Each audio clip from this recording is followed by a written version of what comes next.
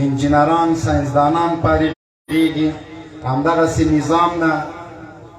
یوه نړۍ مننه کوو چې د افغانانو د هوسا ژوند دپاره په اقتصادي ډګر کې په سیاسي ډګر کې دغه مو نظام ده، د دې بدیل نه لرو.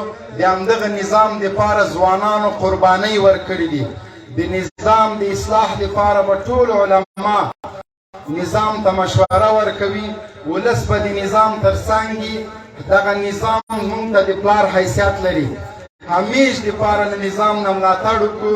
دا نظام د هغه چا په وینو له برکته راغلی ده چې 20 کاله الحمدلله قربانۍ ورکړې وې.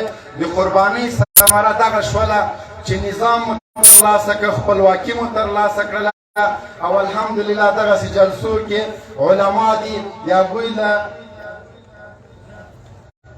مشورونه د هغوی له عالمانه ویناو نه مستفید کیږو. دغه زمینه الله پاک راکړې ده، له دغه نه روغه استفاده وکړو. علما ډېر ناست دي، وخت مو نه نیسم. الله مو ژوندي آباد او سرلوړي لره. السلام علیکم ورحمت الله وبرکاته.